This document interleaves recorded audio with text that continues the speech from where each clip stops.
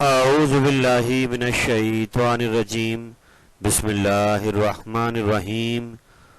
First year mathematics Karachi board pre engineering science के तमाम students को खुशामदीद।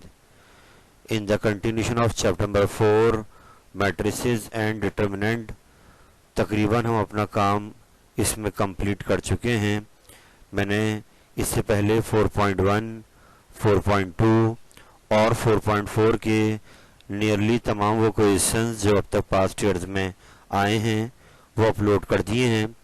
तो इस उम्मीद के साथ कि आपने उन पैकेजेस को देख लिया होगा और उनको अच्छा रेडी कर लिया होगा। मेरे बेटे, ये आज एक्सरसाइज नंबर 4.3 जो चैप्टर 4 में शामिल है, इसके कुछ क्वेश्चंस जो कि पास्ट ईयर में आए हैं उनका सलूशन लेकर हाजिर हुआ हूँ।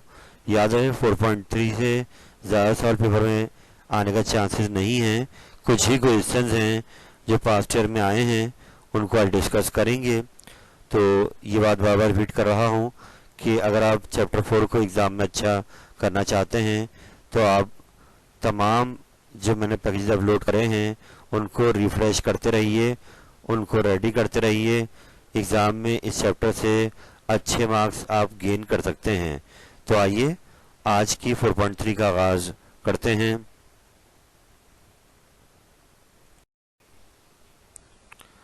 तो बेटा, आज 4.3 का आगाज इस सवाल से किया जा रहा है जो आपके सामने आ गया है। मेरे बेटे, पास्ट ईयर में ये क्वेश्चन आ चुका है कि आपको यहाँ पर एक मैट्रिक्स गिवन है जिसमें 3 रॉज हैं, 3 कॉलम हैं। इस मैट्रिक्स में एक एलिमेंट लैम्डा आ रहा है। सवाल ये है कि इस लैम्डा की जगह पर क्या नंबर रखा जाए कि पूरा मैट्रिक्स सिंगुलर हो जाए। तो अब इसके लिए आपको इल्म होना चाहिए कि सिंगुलर मैट्रिक्स क्या होता है। एक ऐसा मैट्रिक्स जिसके डिटर्मिनेंट का आंसर 0 आ जाए वो कहलाता है सिंगुलर मैट्रिक्स। और अगर उसके डिटर्मिनेंट का आंसर 0 ना आए, प्लस या माइनस की वैल्यू आ जाए, तो वो कहलाता है नॉन सिंगुलर मैट्रिक्स, जो हम पीछे इन्वर्स निकालते वक्त देख चुके हैं। तो अभी यहाँ पर इस क्वेश्चन में हमें लैम्डा फाइंड आउट करना है जिस पर ये मैट्रिक्स क्या हो जाए, सिंगुलर। तो इसके लिए मेरे बेटे, जैसे ना सभी बताया कि वो मैट्रिक्स जो सिंगुलर होगा उसके डिटरमिनेंट का आंसर क्या आता है, 0। तो क्योंकि इन्होंने यहाँ पर मांगा ही है हमसे कि लैम्डा वो निकालें जिस पर ये मैट्रिक्स सिंगुलर हो जाए, तो हम यहाँ पर इसके डिटरमिनेंट के आंसर को 0 के इक्वल ले लेंगे और डिटरमिनेंट को एक्सपेंड कर कर आखिर में हमें लैम्डा फाइंड आउट करना है। राइट साइड पे 0 चलता रहेगा, तो हमने इसको कॉलम 1 से एक्सपेंड कर दिया है। हम रॉ से भी खोल सकते हैं, रॉ 1 से कॉलम से भी खोल सकते हैं। तो पहला नंबर लिया 5, इसके रॉ और कॉलम छोड़ दी, 2/2 को जो बच गया आगे उसको लिख दिया। फिर अगला नंबर -0, 0 के आगे रॉ कॉलम छोड़ दी गई। फिर प्लस का 9, रॉ और कॉलम छोड़ दी गई, तो 2/2 के डिटरमिनेंट तैयार हो गए। तो ये सवाल सिर्फ आपको दिखाना था कि आपको ये इल्म में हो जाए कि सिंगुलर मैट्रिक्स क्या होता है, ताकि एग्जाम में आप परेशान ना हो। अब इसको सिंप्लीफाई करते जाइए। 5 लिया, क्रॉस मल्टीप्लाई कर दिया, 4 लैम्डा, माइनस माइनस प्लस 16, -0 के आगे सब 0 हो जाएगा, 9, 16 -2 लैम्डा, और फिर ब्रैकेट खोल दिए गए। 5 4 द 20, 16 5 द 80, 16 9 द 144, 9 2 द 18। इसके बाद लैम्डा में लैम्डा ऐड हो जाएगा, तो 20 लैम्डा -18 लैम्डा, 2 लैम्डा बचेंगे। नंबर में नंबर ऐड हो गया 224, और आखिर में आपको लैम्डा फाइंड आउट करना है। तो लैम्डा की वैल्यू आ गई है -112। आप इस क्वेश्चन को बहुत आराम से दोहराइए क्योंकि पास्ट ईयर एग्जाम में आ चुका है, और अब मैं उम्मीद करूँगा अगर क्वेश्चन आता है तो आप परेशान नहीं होंगे। सिंगुलर मैट्रिक्स याद रखेंगे, ऐसा मैट्रिक्स जिसके डिटरमिनेंट का आंसर 0 आ जाए वो कहलाता है सिंगुलर। हम चलते हैं आगे।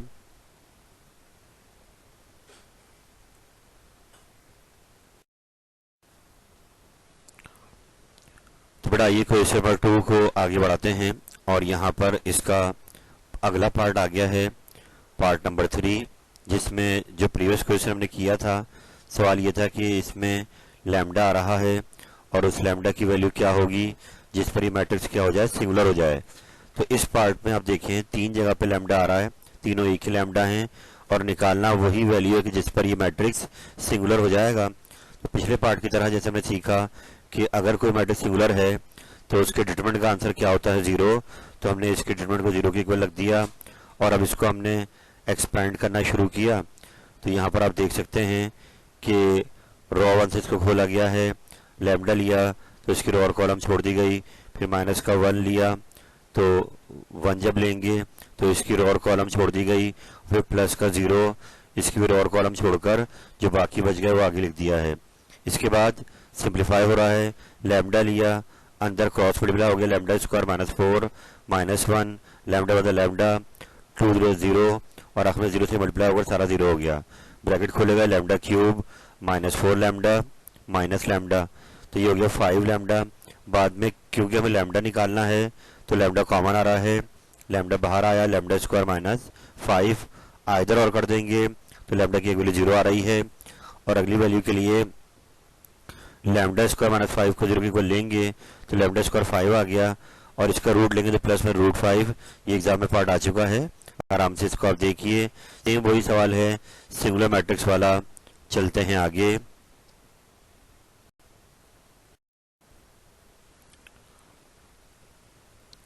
तो बेटा 4.3 के अंदर ये एक सवाल आपके सामने आया है जो कि इसका क्वेश्चन नंबर 4 है, लास्ट क्वेश्चन है एक्सरसाइज का।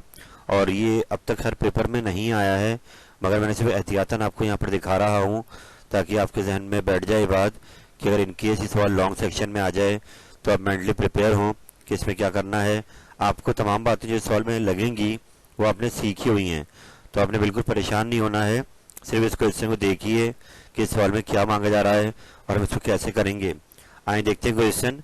एक मैट्रिक्स दिया हुआ है 3 रोज 3 कॉलम्स का और नीचे एक रिजल्ट है जो कि प्रूफ करना है कि अगर इस मैट्रिक्स का एडजॉइंट निकाला जाए और फिर इस मैट्रिक्स को अपने एडजॉइंट वाले मैट्रिक्स से मल्टीप्लाई किया जाए तो जवाब इक्वल आएगा राइट साइड के, जिसमें इसका डिटरमिनेंट लिया हुआ है ए का और वो मल्टीप्लाई हो रहा है I3 यानी 3/3 के यूनिट मैट्रिक्स से।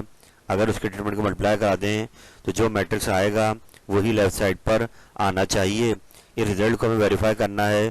तो अब हम सवाल को आगे चलाते हैं कि हमने पहले लेफ्ट साइड को सॉल्व करना है। उसके लिए मैट्रिक्स ए तो है आपके पास, लेकिन ए का एडजॉइंट नहीं है। ये एडजॉइंट हमने मैट्रिक्स में हमने सीखा था। तो आइए नीचे हमने वही एडजॉइंट वाला फॉर्मूला, कोफैक्टर वाला फॉर्मूला लिख दिया। और ये काम आपके लिए कोई नया नहीं है, ये आप सीख चुके हैं पहले। फिर ये सारे कोफैक्टर बनेंगे, ये 9 कोफैक्टर्स रेडी होंगे। इसको आप आराम से स्टिल करके देख लीजिएगा। मकसद मेरा इस सवाल को दिखाने का ये है कि अगर ये सरप्राइज करता है एग्जाम में आकर तो आपने परेशान नहीं होना है, क्योंकि आपको ये मेथड आपने देखा हुआ है। अब बाकी कोफैक्टर्स निकाले गए, तो जब ये 9 कोफैक्टर पूरे हो गए तो आखिर में इसको पुट करके इसका ट्रांसपोज भी ले लिया गया। तो आराम से अब इस काम को देखिए, सवाल भी कंप्लीट नहीं हुआ है, ये ए का एडजॉइंट आ गया है। अगले पेज पर जाएंगे और लेफ्ट साइड पर ए मैट्रिक्स को उसके एडजॉइंट से मल्टीप्लाई कराया जाएगा। चलते हैं आगे। तो बेटा इस पेज पे मैंने आपके सामने वो स्टेप दोबारा लिख दिए हैं जो हमने पीछे कवर किए हैं कि सवाल ए मैट्रिक्स था और उसका एडजॉइंट हमने उस पेज पे निकाल लिया है, वो ये मैट्रिक्स आया। अब लेफ्ट साइड पे हमें ए और एडजॉइंट ए का मल्टीप्लाई चाहिए, यानी मैट्रिक्स ए और उसके एडजॉइंट का प्रोडक्ट चाहिए। तो पहले हमने मैट्रिक्स ए को सवालों से देख के लिख दिया और फिर ए का एडजॉइंट जो हमने निकाला था लास्ट पेज पर उसको लिख दिया। इन दोनों को मल्टीप्लाई किया जाएगा, रो को कॉलम से करेंगे, first row first column, first row second column, first row third column. तो यूं इस तरीके से ये 9 एलिमेंट्स आएंगे जिनको सिंप्लीफाई जब किया जाएगा तो ये लेफ्ट साइड का आंसर आ गया 21 0 0 0 21 0 0 0 21। इट मीन्स सवाल की जो राइट साइड है उसका आंसर भी यही आना चाहिए। तो हम राइट साइड पे गए, वहाँ पर हमें चाहिए ए का डिटर्मिनेंट। तो हमने इस मैट्रिक्स ए का क्या निकाला, डिटर्मिनेंट, वो आया 21। अब ये मल्टीप्लाई होगा I3 के साथ। एज यू नो I3 क्या होता है, यूनिट मैट्रिक्स। जब 21 इससे मल्टीप्लाई हुआ तो आप देख सकते हैं दोनों रिजल्ट सेम हो गए हैं। तो ये सवाल दिखा दिया है मैंने आपको 4.3 में है, लेकिन आपने परेशान नहीं होना है, सिर्फ इसको देख लें। ये तो में आया नहीं है लेकिन आ सकता है, आप इसको रेडी कर लें। हम चलते हैं आगे।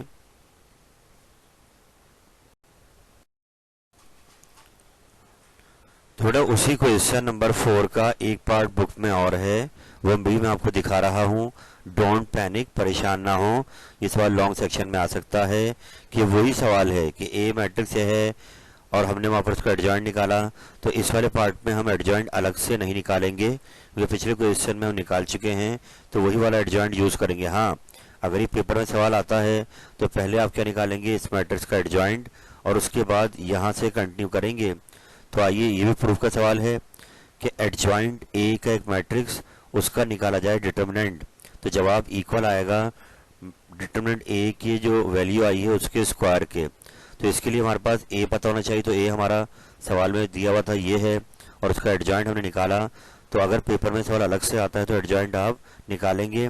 हम यहाँ से क्वेश्चन कनेक्ट कर देते हैं कि ए मैट्रिक्स का जो एडजॉइंट आया था लेफ्ट साइड पे, उसका मांगा जा रहा है डिटर्मिनेंट। तो एडजॉइंट ऑफ ए वाला जो मैट्रिक्स था उसका लेफ्ट साइड पे डिटर्मिनेंट निकालने के लिए हमने उस पर मॉड लगा दिया और अब इसको एक्सपेंड कर दिया रॉ 1 से। आराम से आप देख सकते हैं, 32 लिया, माइनस का रो कॉलम छोड़ दी, -22 आया, रो कॉलम छोड़ दी, +1, और जब इसको सॉल्व करा तो आंसर आ रहा है 441। तो डोंट पैनिक, अब हम राइट साइड पे जाएंगे। राइट साइड पर वो मांग रहा है डिटरमिनेंट ए की मैग्नीट्यूड जो आई है उसका स्क्वायर। तो हमने ए का डिटरमिनेंट लास्ट क्वेश्चन में निकाला था, वो आया था 21, और अगर ये सवाल आता है तो आपको दोबारा निकालना पड़ेगा। यहाँ 21 का स्क्वायर लिया जा रहा है 441। तो आप देखें, जो आंसर लेफ्ट साइड का आ रहा है वही आंसर राइट साइड का आ रहा है। इट मीन्स ये सवाल भी आपका प्रूव हो गया है। आप आराम से स्टिल करके इसको देखिए।